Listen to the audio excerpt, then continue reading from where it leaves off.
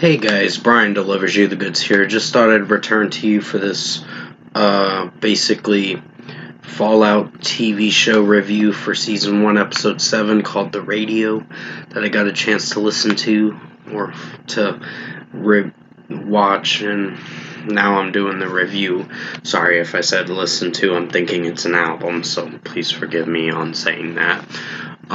So yeah, I'm going to discuss what I watched for this 1 hour and 1 minute episode, which is for The Radio, and let you know my thoughts on episode 7 overall of season 1. So let's dive into this episode review now. Basically, most of the characters are going their own separate ways in a way.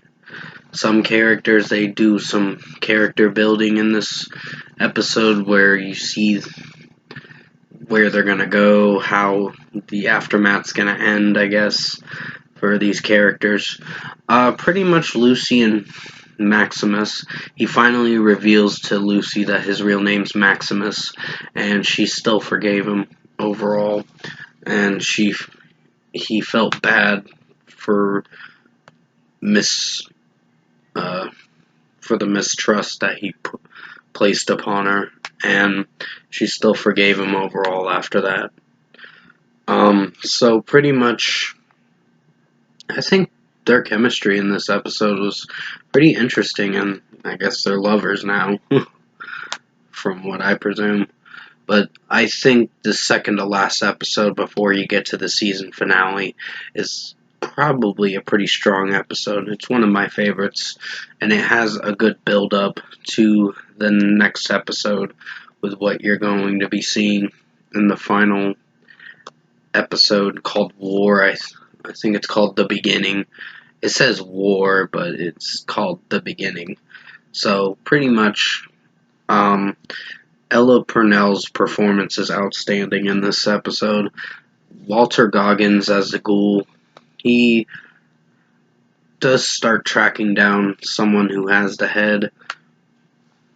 So we're going to find out in the final episode what unfolds and how it's going to end for season 1. So pretty much it's an enjoyable episode, and there was something very mysterious about this Betty woman or whatever who's overseer of Vault 33, and she's not as, I don't think she's as innocent as we think she is, from what I've gathered watching the show, and her performance is still pretty good, even though she's playing a character, but still, with her character, she's kind of mischievous, meaning there's something ominous going on with her, and something is off, basically, and Norm tries to figure her out, and he's already catching on to her games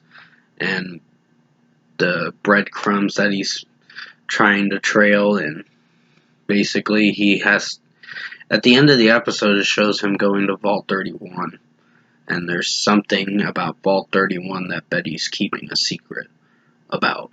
So, pretty much, I think everything's going to unfold in the closing of this season, which is the final episode, which is episode 8.